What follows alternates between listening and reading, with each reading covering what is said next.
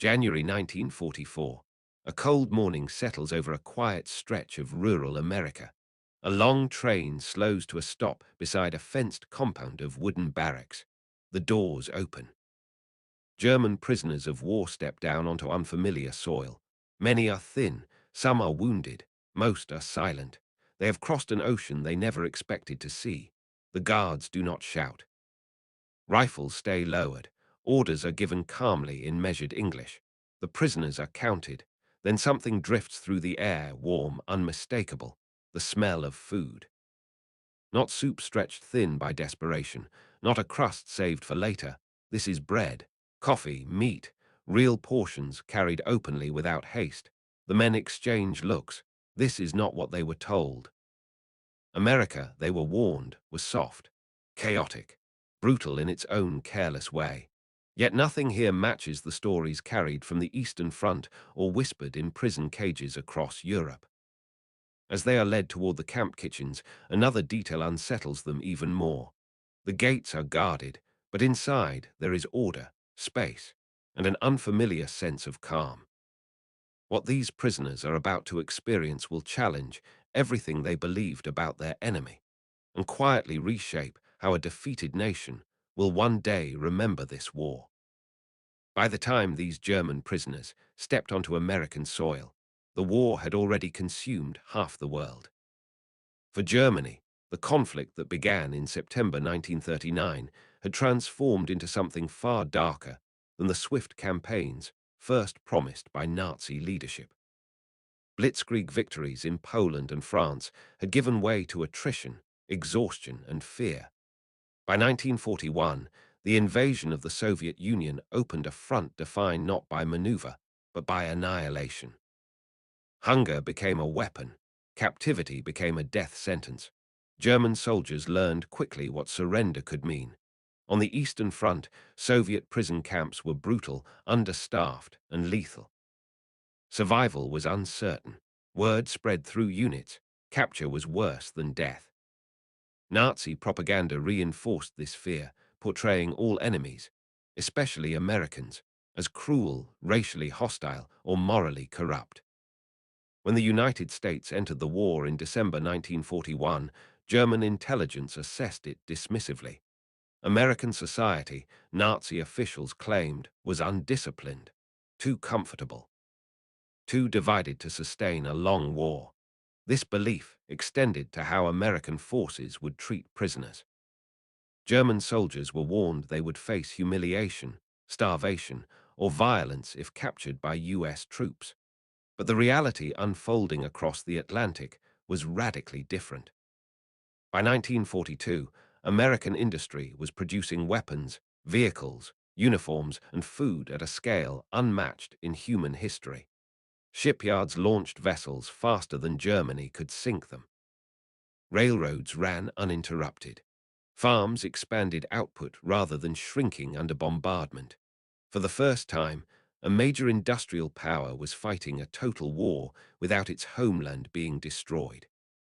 This abundance shaped American military planning in subtle but decisive ways. The United States did not view prisoners of war as a burden to be starved or discarded. It viewed them as a logistical problem, one it could afford to solve properly. As Allied forces pushed German units back in North Africa, Italy, and later France, tens of thousands of German soldiers surrendered. Camps in Britain and North Africa filled quickly. Britain lacked food. Space was limited. The decision was made to move prisoners across the Atlantic. From late 1942 onward, German POWs were loaded onto Liberty ships and troop transports heading west. The voyage was long, guarded, uncertain. Many prisoners believed this journey marked the beginning of their worst fate.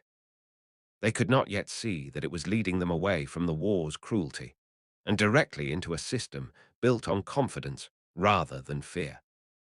And that system had been designed long before the first prisoner ever arrived. The framework that would shape every German prisoner's experience in the United States was not improvised. It was deliberate, legal, and rooted in long-standing military doctrine. The United States was a signatory to the 1929 Geneva Convention on prisoners of war. Unlike Germany's selective adherence, especially in the East, Washington made a strategic decision to follow the convention in full. Prisoners would receive the same rations as American soldiers. They would be housed securely but humanely. They would be protected from violence, including from their own ranks, and they would be allowed to work for pay. This was not charity, it was confidence. By 1943, the U.S. War Department understood that America's greatest weapon was not just firepower, but stability. A nation that could afford decency in war projected inevitability. Compliance with the Geneva Convention signaled something powerful to both allies and enemies. The United States expected to win. German prisoners arrived from multiple fronts. Some had surrendered in the deserts of North Africa after the collapse of the Afrika Korps. Others were captured in Italy as Allied forces broke through defensive lines at Salerno and Monte Cassino. Later, after June 1944, thousands more came from Normandy, the hedgerows of France, and the ruins of German defences along the Rhine. Upon capture, these soldiers were processed quickly. Weapons were taken, names were recorded, medical checks followed. For many Germans, this alone felt unfamiliar. On other fronts, the wounded were often ignored. Here, they were treated first. The Atlantic crossing reinforced the confusion. Prisoners slept in bunks. They were fed regularly.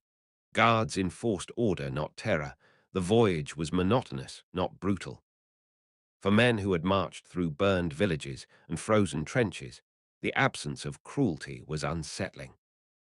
When the ships docked at American ports, New York, Norfolk, New Orleans, the prisoners were moved inland by rail.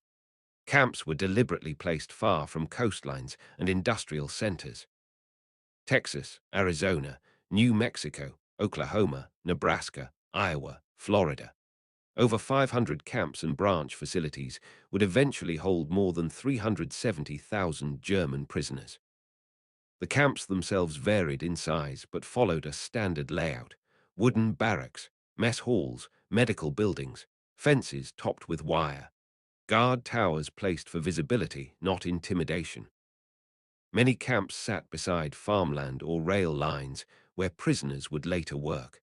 For Germans raised under constant ideological pressure, the absence of propaganda was jarring.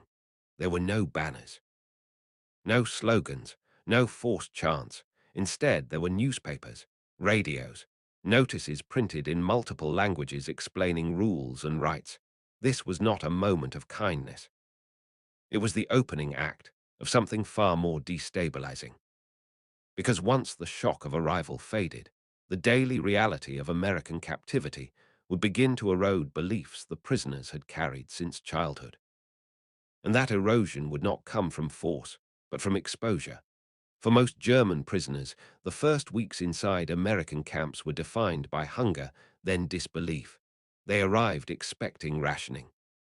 Instead, they were issued trays heavy with food, meat served daily, bread without limits, coffee in quantities that felt extravagant after years of substitutes and shortages. Calories matched those of American enlisted men as required by the Geneva Convention. The body reacted before the mind. Weight returned. Strength followed. Illness decreased. Men who had survived on turnips and thin soup in Europe suddenly faced full meals 3 times a day. This physical recovery created an emotional fracture. The enemy they had been taught to despise was feeding them better than their own government had in years. Letters home, carefully censored, struggled to explain this reality. Many prisoners avoided details, fearing disbelief or punishment for relatives still under Nazi rule. Others hinted cautiously. "We are treated correctly," they wrote. "We eat enough." For soldiers conditioned to expect cruelty, kindness produced unease. Some interpreted it as manipulation.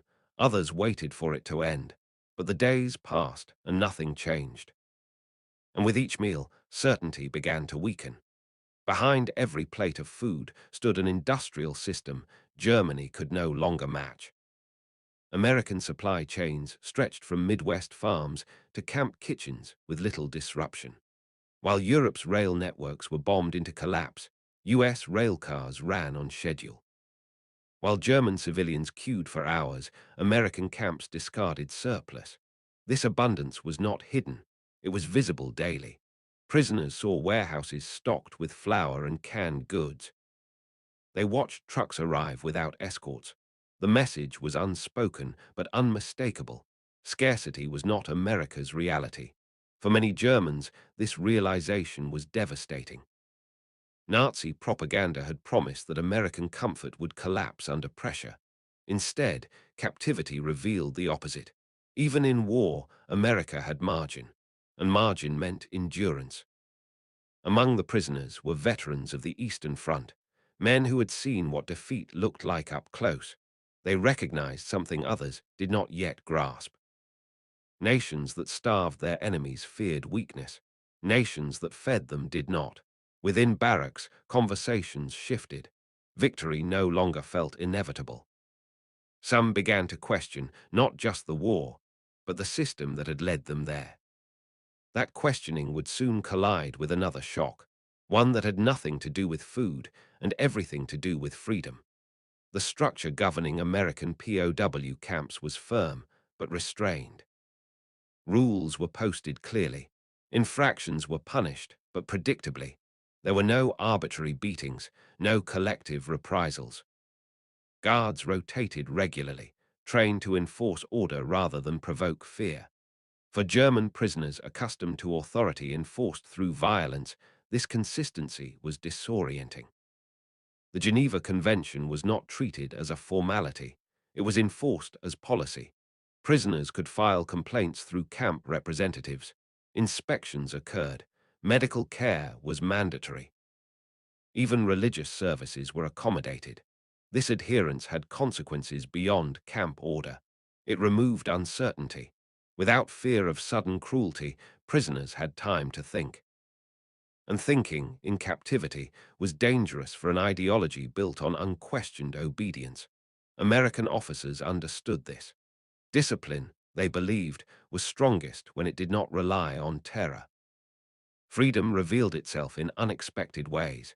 Within the fences, prisoners were allowed to organize activities. Sports leagues formed. Orchestras played using improvised instruments.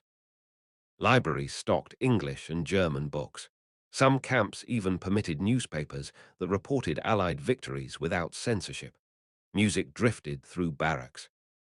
Jazz, unfamiliar and unsettling to men raised on regimented marches. Films were screened. Hollywood images of abundance and movement contradicted everything Nazi ideology had warned against. Outside work details brought even greater surprise. Prisoners labored on American farms, paid small wages credited to camp accounts. They spoke with civilians. They saw women dressed freely, unafraid. Children who laughed without fear of air raids. No guards intervened in these moments. Observation was enough. For many prisoners, it was their first encounter with a society not organized around war. This exposure came at a cost. Hardline Nazi loyalists within the camps viewed these changes as contamination. They enforced discipline through intimidation, targeting prisoners who expressed doubt or cooperation. In some camps, violence erupted. Murders occurred, later investigated by American authorities. The US response was decisive. Camp leadership separated extremists, trials were held, order was restored, but the damage was done. Belief, once cracked, could not be repaired. The system designed to maintain loyalty in defeat began to fail, quietly, irreversibly. And as these internal battles unfolded, events beyond the camp fences were moving toward a moment that would make American captivity permanent rather than temporary. A turning point no prisoner could ignore. By late 1944, the war beyond the fences began to intrude into every corner of camp life. Newspapers arrived daily. Maps posted in mess halls were updated with small, undeniable shifts. Red arrows moved west. Blue lines pressed inward. Cities once spoken of with certainty Caen, Paris, Aachen fell in sequence. For the first time, many German prisoners understood that captivity was not a pause in the war. It was its consequence. The decisive realization came gradually, not in a single announcement. Rations did not shrink as the war intensified. They increased. Winter clothing was issued on time. Medical supplies remained plentiful. Work details continued without urgency. There was no sign that American resources were strained. For prisoners who had lived through shortages, this was the clearest signal yet. The enemy was not improvising. It was operating from surplus. Inside the camps, behavior changed. Men who once spoke confidently about returning to the front fell silent. Conversations turned practical. What would Germany look like after defeat? Would families still be alive? Would there be food? The introduction of paid labor accelerated this shift. Prisoners earned credits for farm work, logging, and factory labor. With permission, they purchased extra food, toiletries, even musical instruments. Economic choice, however limited, was something many had not experienced since before the war. This autonomy carried weight. It restored a sense of individual responsibility long suppressed by total war. American camp commanders watched carefully. They understood that this was the moment when discipline could fail or evolve. They tightened security, but did not reduce privileges. The balance held. Then, in early 1945, news arrived that could no longer be ignored. The Allies had crossed the Rhine. Germany's last natural defensive barrier had fallen. Cities were collapsing. Resistance was fragmenting. For German prisoners in America, the future crystallized. Captivity was no longer temporary. It was the beginning of a different life, one shaped not by ideology, but by memory. And that memory would soon be tested by events inside the camps themselves. The final fracture did not come from an Allied communique or a headline. It came from within. As defeat became inevitable, divisions among German prisoners sharpened. For committed Nazi loyalists, the camps were not places of captivity, they were ideological battlegrounds. Any acceptance of American treatment was seen as betrayal. Any doubt was dangerous. Threats began quietly. Notes slipped into bunks, whispers after lights out. Men who volunteered for work details or attended English classes were marked. In several camps, violence followed. Prisoners were assaulted, some killed, by fellow Germans enforcing loyalty through fear. These incidents shocked American authorities, not because brutality was unexpected, but because it revealed how deeply ideology had penetrated the men they were feeding and housing. The U.S. response was swift and public. Investigations were conducted under military law. Witnesses testified. Guards intervened decisively. Extremists were isolated in separate compounds. In some cases, prisoners were tried by U.S. military courts and executed under American jurisdiction. The message was unmistakable. Ideological terror would not be tolerated, even inside enemy ranks. For the remaining prisoners, this was the final turning point. The camp was no longer a contested space. It was governed by law, not loyalty. As news of Germany's collapse accelerated, Hitler's suicide in April 1945, Berlin surrounded, surrender imminent, the camps grew quieter. Flags were lowered. Radios carried confirmation of defeat. On May 7, 1945, Germany surrendered unconditionally. In American camps there were no celebrations, only stillness. Men sat on bunks and stared at walls. Some wept, others felt relief. Many felt something more complex, gratitude mixed with shame. They had lost the war, but they had survived it. And survival, under these conditions, forced a reckoning that would not end when the fences finally opened. It would follow them home. The war in Europe had ended, but captivity did not end with the signing of surrender documents. For German prisoners in the United States, the months following May 1945 were marked by waiting. Transport ships were scarce. Europe lay in ruins. Infrastructure had collapsed. The priority now was stability, not speed. Inside the camps, routines continued much as they had before. Meals were served, work details operated, medical care remained constant, but the emotional weight had shifted. These men were no longer soldiers awaiting redeployment. They were defeated combatants facing an uncertain homeland. News from Germany arrived in fragments, cities flattened, families displaced, food shortages severe. The contrast with American camps grew sharper, not weaker. Some prisoners struggled with guilt, others with disbelief. Many began to reflect on the years that had led them here. Interviews conducted later would reveal how often these reflections began with simple observations. Regular meals, predictable rules, the absence of fear. Repatriation began gradually in late 1945 and extended into 1946.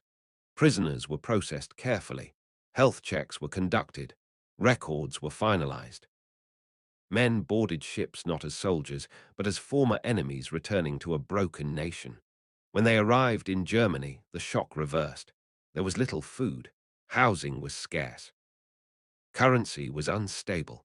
For many, American captivity now seemed like the most orderly period of their adult lives. These memories did not fade.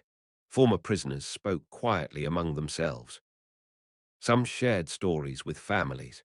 Others remained silent, unsure how to reconcile what they had experienced with what they had been taught to believe. Yet beneath the silence, something had changed.